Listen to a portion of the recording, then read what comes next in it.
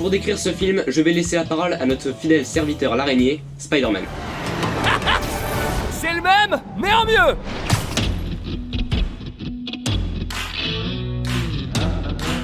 Bonjour tout le monde, aujourd'hui on se retrouve pour parler du film Spider-Man 2, sorti en 2004 et qui est toujours réalisé par Sam Raimi. C'est la suite de Spider-Man 1, on s'en doute, et c'est le film qui est souvent considéré comme le meilleur de la trilogie, et personnellement je suis tout à fait d'accord, et on va voir pourquoi dans cette critique.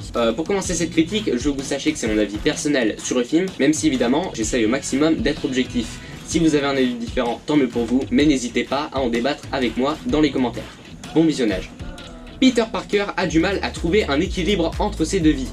D'un côté étudiant couvert de dettes, de l'autre justicier masqué, c'est pas vraiment facile.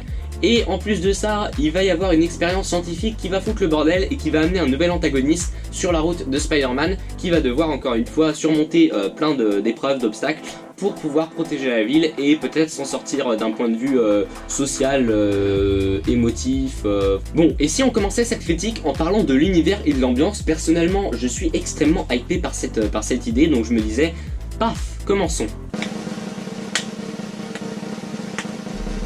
Oh, c'est mon record, d'habitude j'arrive à en faire que 2 par main. Je trouve que par rapport au premier film, ce deuxième film a une ambiance beaucoup plus distincte. Déjà, on voit bien que c'est pas un monde normal, même si au premier abord, tu vas pas avoir de la science-fiction, des lasers ou ce genre de trucs, non. T'es sur un monde normal au niveau de, je sais pas, de l'univers, mais il y a une ambiance tellement spéciale, tellement irréelle, surtout au niveau des personnages qui interagissent entre eux de manière totalement barrée. Je trouve que c'est vraiment génial, parce que ouais, c'est un film qui manque pas de poésie. Day by day, he gazed upon her. Day by day, he sighed with passion. Alors non, je parle pas de ça, mais enfin bref, le film est poétique. Et justement, pour tous ceux qui n'aiment pas ce côté très romancé, très poétique du film, eh ben je vous répondrai que, comme le dit un des personnages de Spider-Man 2, pourquoi on pourrait pas croire aux contes de fées? Pourquoi faudrait toujours que ce soit sombre et sérieux? En plus de ça, on a un côté très vintage, je pense que c'est le mot à utiliser, donc un côté qui fait assez ancien au niveau des accessoires, des personnages, des costumes, donc des bâtiments aussi. Je trouve que ça donne un côté assez original encore une fois, et assez comic book comme dans le premier film. Et en plus de ça, on a cette énorme galerie de personnages secondaires complètement barrés que j'adore. Hoffman, J. Jonah Jameson, le banquier, le médecin, la famille russe, le mec qui bouffe sa pizza, le mec dans l'ascenseur. Il y a plein de personnages dans ce film, hyper secondaires, hyper insignifiants, qui interagissent avec les personnages principaux et qui rendent le tout hyper cohérent, hyper dense en fait, et ça donne vraiment l'impression que tout est vivant, que cet univers est vivant. Ils sont absolument tous mémorables, alors que parfois on les voit que dans 1 ou 2 scènes, et pourtant on s'en souviendra toujours. Ils faisaient partie du film, partie de l'aventure, partie de l'histoire, et ça, je trouve ça génial. Donc voilà, le film a une ambiance vraiment très reconnaissable et très fun, ce qui ne l'empêche pas aussi d'être très dramatique à certains moments. Bref, le film est une réussite totale niveau univers et ambiance, c'est génial. Bon, on passe à l'histoire et au scénario. Ce film est vraiment dans la continuité du premier. Toutes les pistes d'intrigue qui étaient laissées à la fin du premier, elles sont poursuivies dans ce second volet, et t'as vraiment l'impression que rien n'est laissé au hasard, c'est vraiment très bon de ce point de vue-là. En plus de ça, les problèmes de la double vie sont beaucoup plus exploités que dans le premier film. Cette fois, c'est carrément le sujet principal du film. On va voir Peter Parker, parce que j'aurais dû le montrer quand même, histoire de... Enfin, vous êtes pas con, vous êtes con, est-ce que vous avez des yeux? Est-ce que votre champ de vision est assez étendu pour repérer l'image ici que je mets là, voilà. Mais bon bref, en tout cas, je trouve ça très intéressant de voir un Peter Parker qui voudrait parfois tout lâcher et arrêter d'être Spider-Man pour avoir une vie normale, ou parfois qui va devoir être Spider-Man parce qu'il n'a pas le choix, pour se rendre compte que c'est vraiment ce qu'il veut faire en tant que personne. Et donc voilà, tu as plein d'intrigues qui vont développer son personnage, et ça je trouve que c'est vraiment très bon. Ça j'aurais peut-être dû le mettre dans la partie personnage, mais j'ai déjà écrit ma critique, je vais pas tout réécrire, je vais pas improviser parce qu'après je vais m'y perdre, parce que là-dedans il n'y a pas grand chose. My diagnosis? It's up here. Bref, en plus la thématique du film est assez bonne, ce côté il y a un héros en chacun de nous qui maintenant paraît basique, mais en fait maintenant on passe totalement à côté de ça. Dans ce film Spider-Man et dans cette trilogie globalement, ça montre vraiment que être un héros, ça consiste pas à vaincre les méchants, ça consiste aussi à aider les gens, et ça je trouve que c'est vraiment cool. Et la thématique, du coup, il y a un héros en chacun de nous, et elle est vraiment montrée pas seulement à travers Peter, mais à travers presque tous les personnages, que ce soit Otto Octavius, Mary Jane, tous les personnages vont avoir leur arc où ils arrivent à être des héros à certains moments, et ça je trouve ça vraiment très cool. Du côté de l'humour, ça s'est carrément amélioré par rapport au premier, je trouve que c'est encore plus drôle, encore plus barré, mais c'est toujours très bien dosé de manière à ce que tu tombes pas dans de la niaiserie comme avec Thor Ragnarok ou Aquaman par exemple, même si j'ai beau aimer Thor Ragnarok, les blagues sont absolument niaises. Bref, en tout cas, ouais, l'humour est vraiment très bien dosé, les blagues sont hilarantes, surtout avec J. Jonah Jameson, tu vas te taper des barres. Where were you? Photographing squirrels? You're fired! Chief, the planetarium party. Oh, right, you're unfired. I need you. Come here. Puis voilà, il est très bon, qu'est-ce que vous voulez dire que je moi putain? C'est pas parce que j'ai eu un 18 sur 20 à mon oral de français que je suis capable de m'exprimer sans bugger. Bref, c'est plus détaillé, plus drôle, plus dramatique, plus tout ce que tu veux que le film d'avant. Et le seul défaut que je pourrais trouver sur le scénario de ce film, c'est que la seule chose qui empêche un scientifique de tomber sous le contrôle d'intelligence artificielle, c'est un tout petit bout de verre. À part ça, le film est nickel côté scénario, on passe aux personnages et aux acteurs. Bon, comme dans le premier film, aucun personnage n'est laissé de côté, tous les personnages sont développés, ils ont tous leur place dans le film et ça c'est très bien. Tous les acteurs sont toujours très bons, Tobey Maguire est toujours très bon en Spider-Man. Le nouvel antagoniste, le Dr Octopus, est très bon que ce soit du côté de son design. On n'est pas parti sur un truc très kitsch comme celui du Green Goblin dans le premier film. Et là son design je trouve qu'il est très cool. En plus de ça, l'acteur Alfred Molina est très charismatique je trouve, son personnage est vraiment imposant et à la fois fun, comme Willem Dafoe dans le premier film.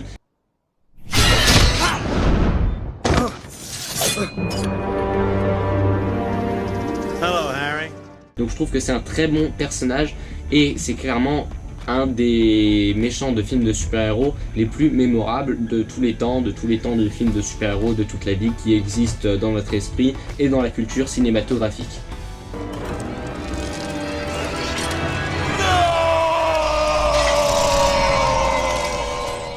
Et donc ouais, pour moi c'est un personnage totalement réussi, son développement est aussi très bon.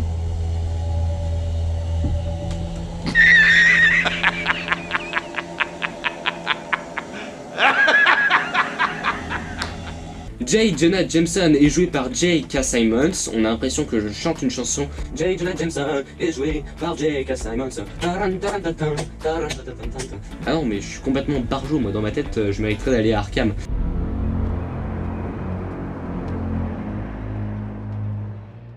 Bref, en tout cas, J.K. Simmons en J. Jonah Jameson est vraiment très cool, hyper drôle, ses punchlines sont encore une fois énormes et c'est vraiment un personnage génial. D'ailleurs, en parlant de J. Jonah Jameson, j'aime à croire que lui et Robbie sont au courant que Peter Parker est Spider-Man. Je veux dire, tu as des répliques, tu as des regards qui peuvent que te laisser penser que c'est le cas et c'est vraiment hilarant. Bref, tous les personnages dans le film ont des motivations, une évolution, une personnalité, tout est très bon.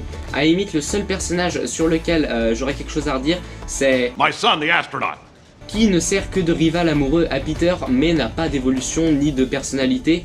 Et ça en fait c'est même un défaut que j'aurais même pas relevé si c'était dans un autre film. Mais là le film il montre tellement du perfectionnisme et de la bonne volonté de vouloir donner une personnalité à les moindres petits personnages secondaires. Et là ce personnage qui est quand même assez important, je trouve qu'on aurait pu faire mieux de ce côté là, sans parler de le rendre attachant et tout, juste histoire d'y faire croire un peu plus que juste le mannequin beau gosse, enfin bref. Mais honnêtement c'est un personnage qu'on voit 5 minutes dans le film, c'est pas un problème grave non plus, c'est même pas un problème, c'est juste un point qui aurait pu être amélioré. Mais en vrai le film est très bien comme il est, les personnages et les acteurs c'est une grosse réussite comme le premier, voire même encore mieux. Bref, on passe au visuel. Le film est superbe visuellement, par exemple au niveau de la photographie, tu vas avoir des visuels très jaunes, orange, comme un coucher de soleil. D'habitude, j'aime pas le jaune, enfin vous avez vu dans ma critique de Kong Skull Island qu'on avait un jaune pisse absolument dégueulasse. Là, ici, on a vraiment des couleurs jaune-orange, vraiment très douces, très chaleureuses. Et ça participe vraiment à l'ambiance du film, mais aussi au niveau de la réalisation, donc Sam Raimi est encore plus créatif que dans le premier. Il y a plein de plans de scènes qui vont être hyper marquantes grâce à ces visuels qui sont superbes. Et il y a évidemment cette scène qui a marqué tout le monde qui est juste énorme.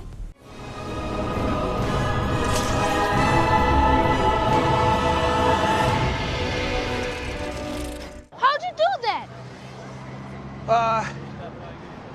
Work out, plenty of rest, you know, eat your green vegetables. Il y a plein de plans ou d'idées qui sont très originales, je trouve. Croyez-moi sur parole, les visuels du film sont vraiment très bons. Les effets spéciaux sont plus égaux que dans les deux autres films de la trilogie. Donc on a vraiment des effets spéciaux qui, même s'il y a quelques moments où ils sont pas terribles, franchement dans la grande majorité c'est les meilleurs de la trilogie. Bref, visuellement le film est super bien filmé, les effets spéciaux sont bien meilleurs, la photographie est très bonne, les costumes ont une belle costumisation, ils sont classe quoi, voilà.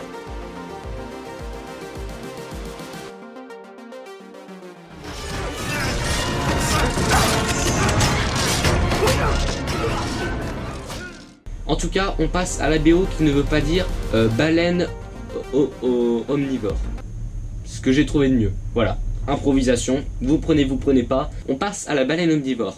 La bande originale, oui parce que BO ça voulait pas dire baleine omnivore, hein. Pour ceux qui y ont cru, je suis vraiment désolé, mais il va être temps d'aller voir un docteur psychiatrique parce que là ça commence à être problématique. Bref, à part ça, la bande originale de Danny Elfman est toujours super bonne. Pour moi, je trouve qu'elle est meilleure que celle du premier film parce que même si on a le thème principal qui est le même, cette fois on a le thème de l'antagoniste Octopus qui est pour moi bien meilleur que celui de Green Goblin qui était déjà pas mal, mais là cette fois le thème de Dr Octopus est vraiment marquant et toute cette musique est vraiment épique, mémorable, bref, musique culte.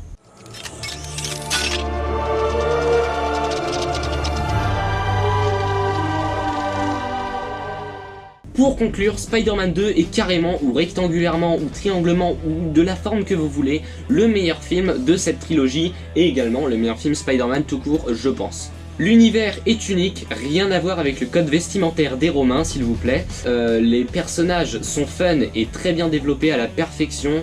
La bande originale est absolument géniale, les acteurs sont bons, les visuels sont géniaux. Et honnêtement, je vois rien de mauvais dans ce film. Ce film est parfait, il est totalement parfait. Les seuls points que tu peux critiquer, c'est des détails de toutes petites scènes, de tout petits plans. Tu peux critiquer que ça. Le film dans sa globalité est vraiment très bon. Et comme je l'ai dit dans ma critique de Spider-Man 1, le seul moyen de détester le film, c'est d'être en guerre contre les super-héros. Sinon, c'est pas possible, c'est un bon film. Bref, si je devais lui donner une note en essayant d'être objectif comme d'habitude, je lui mettrais environ 18 sur 20 parce que c'est un film beau, épique, émouvant et tout ce que vous voulez. Pour moi, c'est un excellent film et je peux que le recommander. Après, comme toujours, ma note est là, histoire de, l'important, c'est mon résumé global.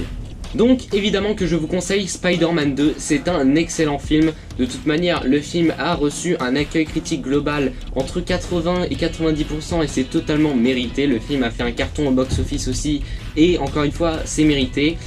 Mais est-ce que c'est un chef-d'œuvre? Honnêtement, j'en sais rien. Parce que, ouais, le film est totalement parfait, il est excellent. Mais pour qu'un film soit un chef-d'œuvre, il suffit pas d'être excellent. Faut aussi que le film soit grandiose et qu'il te fasse ressentir des émotions. Sauf que là, le film est parfait, il te fait ressentir des émotions et il est grandiose. Dans ce cas-là, qu'est-ce qui lui manque pour être un chef-d'œuvre? Honnêtement, j'en sais rien. Mais personnellement, je considère pas ce film comme un chef-d'œuvre. Je suis peut-être pas objectif, j'en sais rien. En fait, ce film est à un stade de perfection où en fait, il est à la limite d'être un chef-d'œuvre ou de ne pas en être un, et du coup je suis incapable de déterminer si ce film est un chef-d'œuvre ou pas parce que personnellement je vais pas verser de larmes devant ce film, mais il est très bon, il est excellent et du coup je vais vous laisser décider. Mettez-moi dans les commentaires si vous pensez que ce film est un chef-d'œuvre ou non. Personnellement je ne pense pas, mais en tout cas il en est pas loin du tout. Mais dans tous les cas, c'est un excellent film, pas seulement un excellent film de super-héros, mais un excellent film tout court. Et je le recommande carrément, il faut voir ce film, c'est un film culte. Allez le voir en tout cas, tout est bon dans ce film, il a carrément mieux vieilli que son prédécesseur. Donc je vous le conseille. Bref, c'en est tout pour cette vidéo. Maintenant vous savez ce que je pense du film, pas de partie spoiler parce que j'ai rien à dire.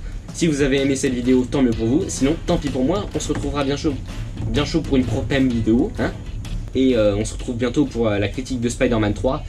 Salut!